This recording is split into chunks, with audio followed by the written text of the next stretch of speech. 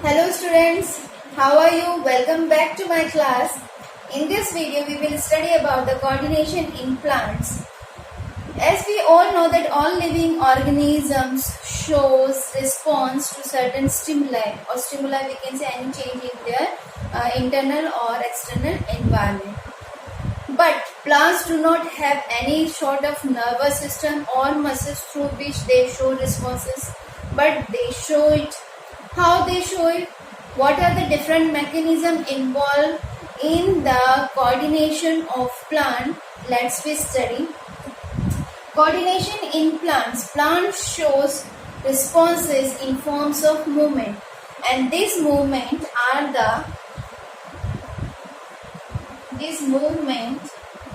the bending or changing in the variations or curvature of plant part.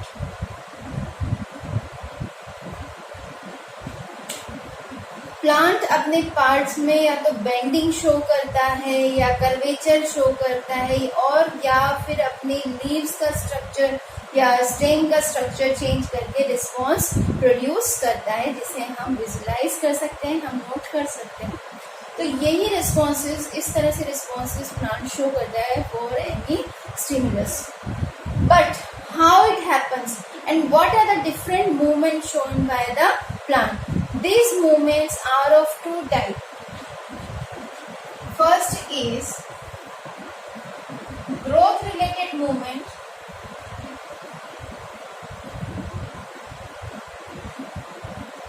and another one is non-growth movement.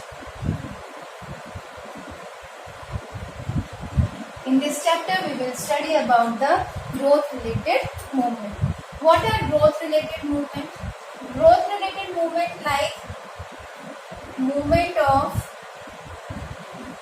parts that show certain growth activities, like formation of root from seed, developing of new leaflets when seed germinated, or we can say when seed is germinated inside the soil, it develops roots inside the soil and develop leaflets on the upper side of the soil. So these are some growth activities, or we can say these are the growth related movement. Here, some growth-related movement occurs towards the direction of stimuli or independent of the direction of stimuli. So again, we bifurcate this growth-related movement into two types. One is nastic movement and another one is tropic movement. What are the basic difference between them? Nastic movements are non-directional movement. It means these movements are not depend upon any sort of direction of stimulus. Just it requires a stimulus, whether it is come from, it just requires a stimulus, and for this stimulus, this movement are shown as a response. Whereas tropic movement are directional movement, or we can say these responses occurs in the direction of a stimulus. Where the stimulus come from, these movement occurs in that direction. So these are the directional movement, and nastic movements are the non-directional movement.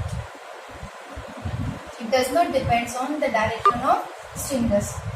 Non-directional and it is directional.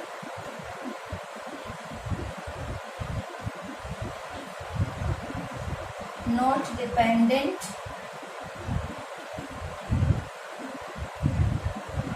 on the direction of stimulus,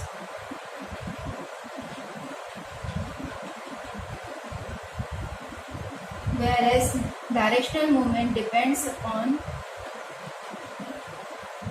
the direction of movement.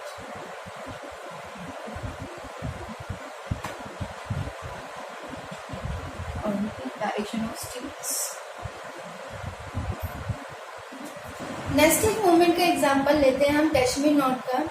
Touch me not में, या जिसे हम छुई मुई plant भी बोलते हैं, अगर आप उसको टच करेंगे तो क्या होता है, वो अपनी लीफलेट्स को अंदर की तरफ बेंड कर लेती है, क्लोज हो जाती है। ठीक है, आप कहीं पे भी टच करो उसको, चाहे आप फ्रंट में करो या बैक में करो, उसकी जो लीफलेट्स होती हैं वो बेंड होना शुरू हो जाती है। तो यहाँ डायरेक्शन की बेसिस पे मूवमेंट नहीं हो रहा है, इसलिए हम इसको क्या कह रहे हैं, nesting movement. Nesting movement with different types and depends upon the stimulus but not depend upon the direction of stimulus. Where is tropic movement? अगर हम ट्रॉपिक मूवमेंट की बात करें, एक एग्जांपल लेती हूँ। कुछ प्लांट्स जो होते हैं, आप उसको सन में रखेंगे तो उनकी जो स्टेम होती है वो सन की तरफ बेंड होना शुरू हो जाती है, या जो रूट्स हैं वो सन की तरफ बेंड नहीं होती, वो नीचे वाटर की तरफ बेंड होती है, नीचे की तरफ जाती है। तो इस तरह की जो मूवमेंट हो रही है प्लांट्स की, ये स्टिमुलस के प्रति तो हो रही है, पर स्टिमुलस उन्हें एक डायरेक्शन में मिल रहा है। सन की एक डायरेक्शन पर्टिकुलर होती है, वाटर की एक डायरेक्शन है जो सॉइल में नीचे की तरफ है। तो इन डायरेक्शन के प्रति जो रिस्पॉन्स प्रोड्यूस हो रहा है वो ट्रॉपिक मूवमेंट कहला रहा है। ठीक है, नेस्टिंग मूवमेंट को अगर हम कुछ एग्जाम्पल देखें कितने तरह के नेस्टिंग मूवमेंट्स हैं, तो सबसे पहले हम देखते हैं निक्टी नेस्टी, then Sismum nasty, then Thigmo nasty, Hydro nasty, Emo nasty. These are few examples of nesting movement. What happened during this? In this type of nesting movement, plants show slipping movement.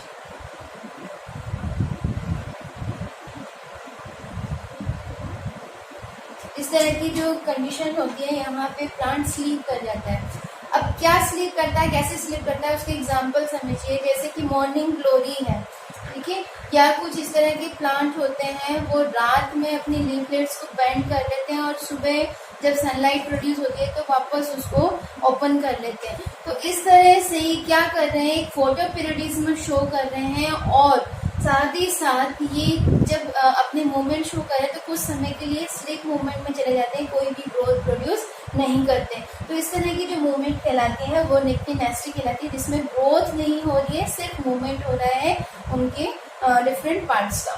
Seismo नेस्टी की बात करते हैं, जब हम plant को shock हिलाते हैं, उनको शॉक देते हैं, या इस तरह से कुछ प्रेशराइज कंडीशन इसको पास करते हैं एज ए स्टिमुलस, तो यहाँ पे जो प्लांट के पार्ट्स होते हैं वो सर्टेन रिस्पॉन्सेज शो करते हैं in the form of movements.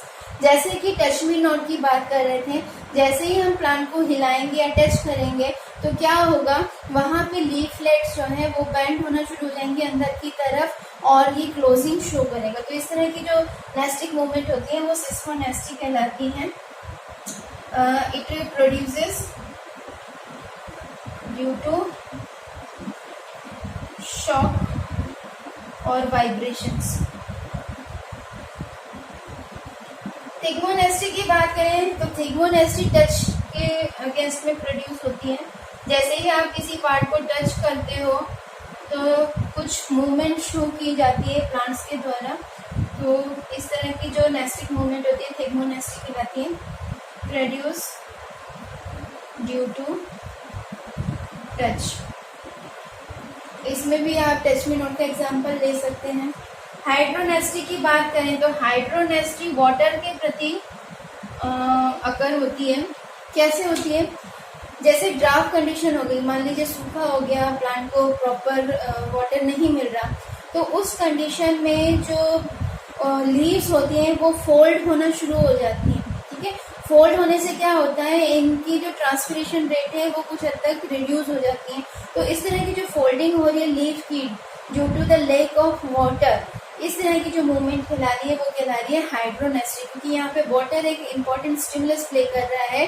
Water की कमी एक स्टिमुलस प्ले कर रही है और उस स्टिमुलस के प्रति लीफ अपनी बेंडिंग शो कर रहे हैं। ज्यादातर एक ग्रासेस में देखा जाता है हाइड्रोनेस्टी कीमोनेस्टी की बात करें तो सर्टन केमिकल्स के प्रति प्लांट अपना रिस्पॉन्स शो करता है। जैसे आपने देखा होगा कुछ इंसेक्टिवोरस प्लांट्स को, जैसे इंसेक्ट्स उस पर बैठते हैं इसकी जो पार्ट्स है मूव करते हैं, ठीक है। यहाँ पे ग्रोथ नहीं हो रही है, सिर्फ मूवमेंट हो रही है टुवर्ड्स द केमिकल। जो इंसेक्ट के अंदर पर्टिकुलर केमिकल प्रेजेंट है उसकी स्मेल के कारण प्लांट के जो पार्ट्स हैं वो अपना मूवमेंट शो करते हैं। तो इसमें जो केमिकल होता है ये इम्पोर्टेंट स्टिमुलस का रोल प्ले करता है, और इसमें इंसेक्टिवोरस प्लांट का एग्जांपल आप दे सकते हो, ठीक है। यहाँ पे ग्रासेस ज़्यादातर होती हैं। ये दोनों टच मी नॉट का एग्जांपल है, या यूं कहें टच मी नॉट इसका एग्जांपल है।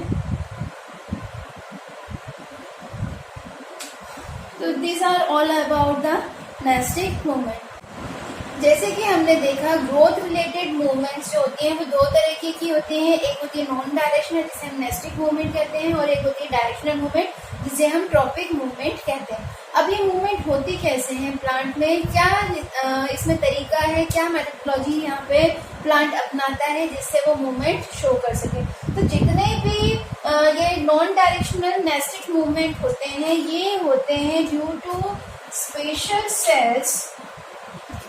यहाँ पे सम स्पेशल सेल्स होते हैं प्लांट्स में। Some special cells in plants have capacity to lose or gain water and thus show movement by changing size, और इसी को ही हम कहते हैं टर्जर प्रेशर और turgidity.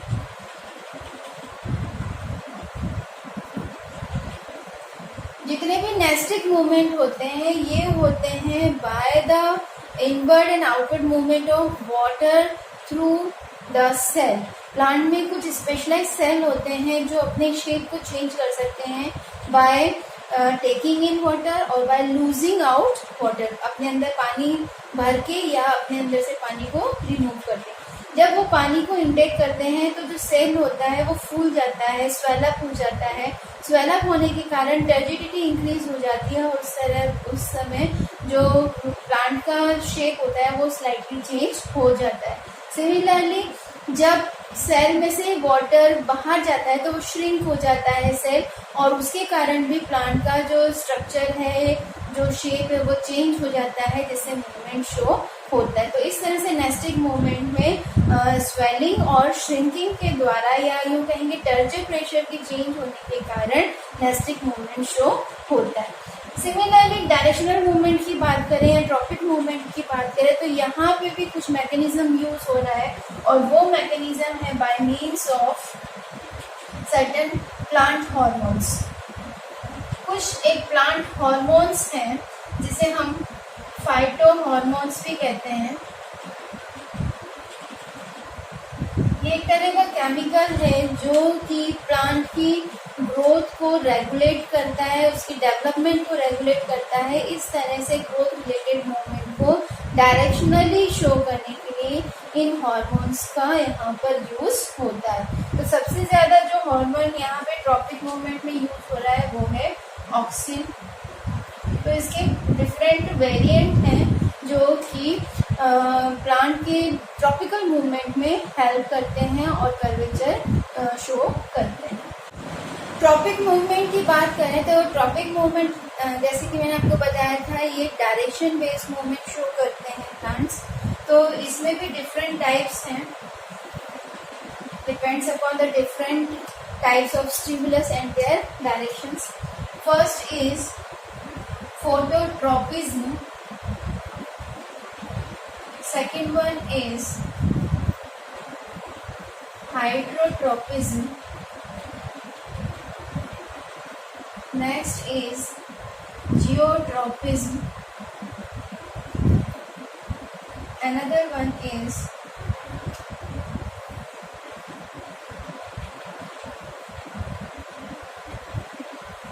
chemotropism,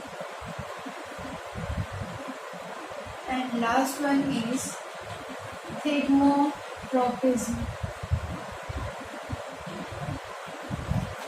Similarly, these are based on different kind of stimulus. तो सबसे पहले तो हम इनके स्टिमुलस जान लेते हैं कि किस स्टिमुलस की बेसिस पे इनके डिफरेंट ये काइंड प्रोड्यूस हुए हैं. देन आफ्टर हम इसे वन बाय वन स्टडी करेंगे. Phototropism. Photo word is used for light and tropism मतलब ट्रॉपिक मूवमेंट. तो यहाँ पर मेन जो स्टिमुलस है वो क्या है? लाइट है. तो लाइट के प्रति जब प्लांट का कोई पार्ट मूवमेंट शो करता है तो इस तरह के मूवमेंट को, डायरेक्शनल मूवमेंट को हम कहते हैं phototropism. Similarly here hydro word is used for water. So we can say in this type of tropic movement, plant shows movement toward the water stimulus. It shows movement toward the water or away from the water. Here, geotropism. Geo word is used for land or soil. Here again, directional based movement occurs, whether toward the stimulus or away from the stimulus. If it is toward the stimulus, then we can say it show positive tropism, or if the plant movement occurs away from the stimulus, then we can say it negative tropism. All this occurs in all these types. Okay, तो यहाँ पे दो तरह की tropism देखने को मिलेंगे. अगर मूवमेंट स्टिमुलस के तरफ हो रहा है तो पॉजिटिव ट्रोपिज्म होगा, और उससे दूर हो रहा है तो वो नेगेटिव ट्रोपिज्म हो रहा है. अलग अलग पार्ट्स अलग अलग टाइप के ट्रोपिज्म शो करेंगे. ठीक है, तो यहाँ पे हो गया जियोट्रोपिज्म. जब लैंड और सॉइल के प्रति कोई स्टिमुलस के प्रति कोई मूवमेंट प्लांट शो करता है तो उसे हम जियोट्रोपिज्म कहते हैं. Chemotropism. Chemo word is for chemical. तो यहाँ पे जो स्टिमुलस है वो केमिकल के फॉर्म में होगा, और जो पार्ट केमिकल के प्रति उसकी तरफ रिस्पॉन्स शो करेगा, स्टिमुलस के प्रति या स्टिमुलस के तरफ रिस्पॉन्स शो करेगा, तो उसे हम पॉजिटिव कीमोट्रोपिज्म कहेंगे. और उससे अगेंस्ट में या अवे अपना रिस्पॉन्स शो करेगा तो उसे हमें नेगेटिव कीमोट्रोपिज्म कहेंगे. यहाँ पे थिग्मो का वर्ड होता है टच. तो जब टच के प्रति प्लांट अपना ग्रोथ मूवमेंट शो करेगा, डायरेक्शनल मूवमेंट शो करेगा, तो उसे हम कहेंगे पॉजिटिव थिग्मोट्रोपिज्म, और जो दूर होके करेगा वो कहलाएगा negative thigmotropism. Mainly thigmotropism, positive thigmotropism ही प्लांट्स में देखने को मिलता है. सिमिलरली कीमोट्रोपिज्म भी पॉजिटिव आपको ज्यादा देखने को मिलेगा. In the next lecture we will study about this different types of tropic movements one by using a particular activity and example. Hope you have all enjoyed this session and hope you all have understood this topic today. And till then, goodbye and be safe at your home.